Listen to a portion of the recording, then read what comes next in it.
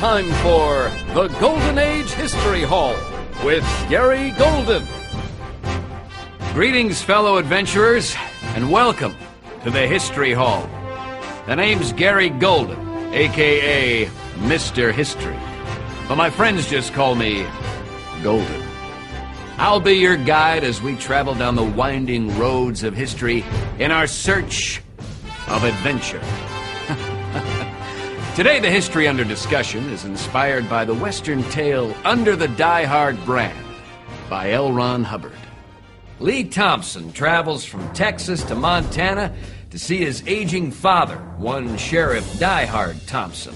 But a gang of longhorn cattle rustlers threatens to overrun the gunslinging town of Wolf River. It's up to Lee to step in and help his father regain control. Now for you city folks, suburban soccer moms, and video game jockeys, you're probably asking me, hey, Golden, just what is a cattle rustler?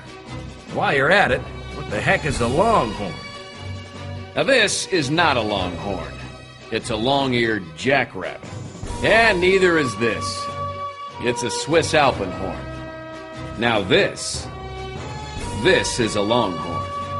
Now, apart from the obvious, the longhorn name was given to the early cattle of Texas because of the enormous spread of their horns, which served for attack and defense. A pair of those on my head would have gotten me out of a lot of scrapes, I can tell you that. What? The longhorns are not only mean, but the slightest provocation, especially with a bull, would turn them into an aggressive and dangerous enemy. For almost 300 years, longhorns, descendants of bulls and cows brought into Mexico by Spanish conquistadors, have been multiplying almost unnoticed until the late 1800s when the Texas cattle industry started to thrive. And it was this industry that spawned the dangerous and conniving practice of cattle rustling, otherwise known as stealing someone else's cows.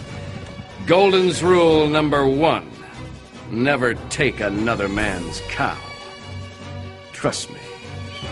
Now those ranchers went to extreme lengths to stop this type of activity. However, the greatest deterrent to cattle rustling wasn't a 6-gun or a vigilante committee.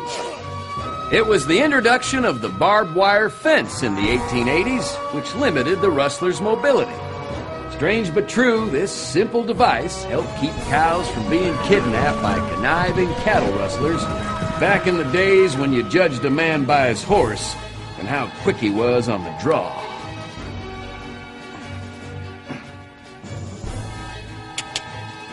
And that, my friends, is the story of the Texas Longhorn. And that's all the history we have time for today. I'm Gary Golden, Mr. History.